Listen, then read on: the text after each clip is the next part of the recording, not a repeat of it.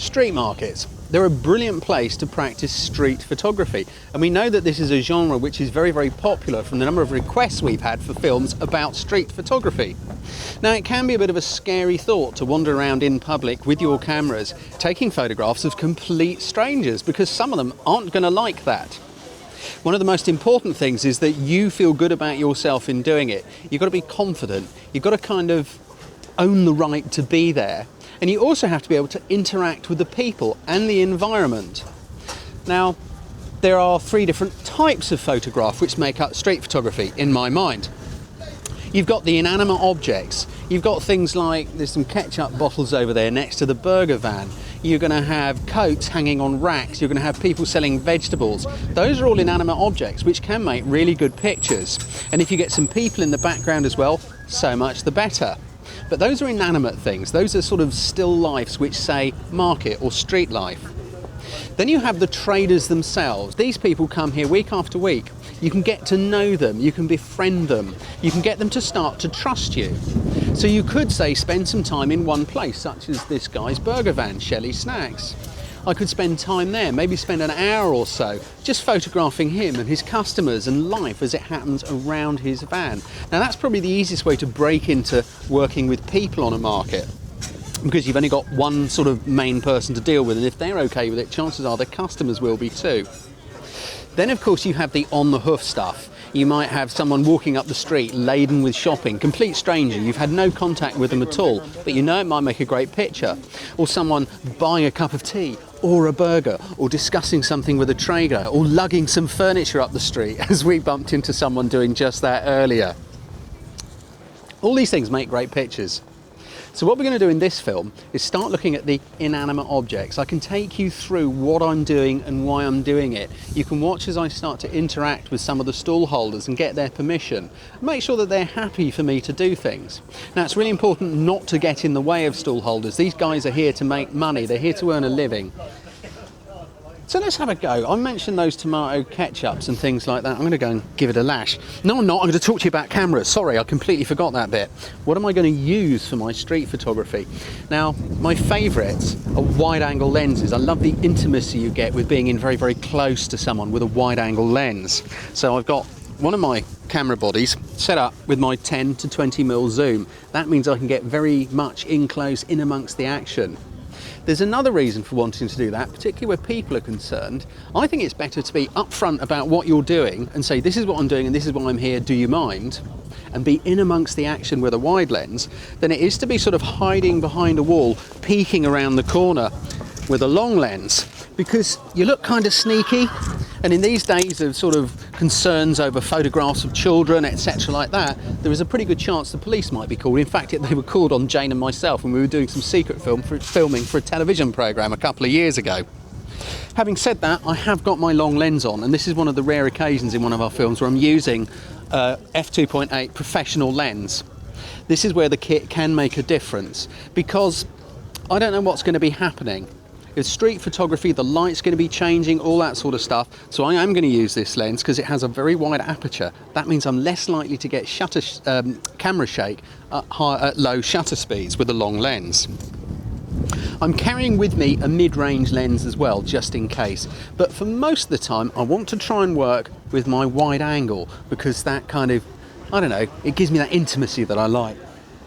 Let's go and have a look at those ketchups and things over there. I also have one big tactical error going on here, because A, I keep dropping litter everywhere, and B, I haven't got a coat which I can put this lens in comfortably and easily so I can get at it quickly. That was a mistake to come out doing that. You're best off with a baggy old jacket. I wouldn't recommend carrying a camera bag because, one, you can't move particularly quickly, and two, there we go, you see I'm having problems already, I'm dropping a camera. And two, fiddling around, ferreting about in a camera bag isn't necessarily a good idea.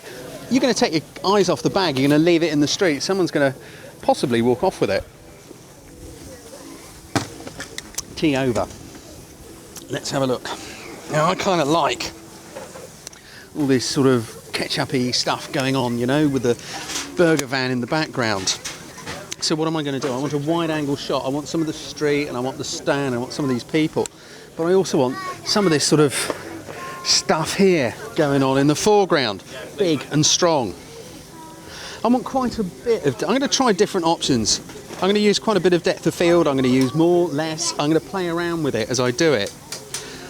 My ISO, I have set to 400. Don't be afraid of high ISO speeds, because if there's a bit of grain in there, it's better to have the grain but a sharp image than it is to have fine grain and a blurred image. But not only that, life can get a bit grainy at times, can't it? Don't be afraid to push your ISO up a bit. With my short lens, it doesn't matter so much what my shutter speed is, because I'm never going to need anything faster than a 20th, because it's a 20mm lens. Let's have a look at this shot here. So let's have a look. We've got some, oh, I like that already. Look at that, straight away, straight out the bag. I love it. We've got these sources here busy. We've got the guy with his phone. We've got the burger van going on in the background. It's just getting a little bit closer to these. Another great thing with wide angle lenses is people will often look at you as you take pictures and not realise that they're in the shot. I really like that. That's a real documentary still life. Another approach for these could be with the long lens. Let's just swap over and see what we can come up with. But to do that, I've got to be much, much further away from my subject matter than I am now. And I'm not altogether certain it'll work. Let's see. I do quite like this kind of, you know, this messy stuff around the top there. If you want, after some sauce, mate, you carry on. It's all right, don't worry at all. In fact, I might take a picture of you doing it if you don't mind. Ah, God, look at this man doing it, saucing up his bottles. Marvellous. Thanks, mate. Oh, that's cool. Don't be afraid to speak to people too. Most people are all right. As I say, own the right to be there. The shot I'm interested in is looking in between these bottle tops at the ketchup with the stuff on the top. So I'm using the long lens, wide aperture, f2.8, and I'm just focusing on the ketchup bottle. Look at that. Love it. That's very street markety. We've got the tomato sauce kind of congealing around the top where, you know, lots of people have been putting it on their burgers and stuff like that. I think that's really cool. This is where the long lens can come in really, really handy for isolating things. The wide aperture means there's a shallow depth of field. You can photograph on details. I'm also kind of glancing around because I don't know what's going to happen next. And I know I'm supposed to be doing inanimate objects. I must concentrate. But I can't get carried away with this because I love photographing people. I'm also just looking up on the stand here, on the burger van. Look at those eggs. Those eggs are interesting. I'm just going to take a shot through here looking at the eggs. Do you mind if I photograph your eggs, mate? It's very kind, thank you. Look at that. This is really cool. Again, the long lens is brilliant for this sort of thing. Look at that.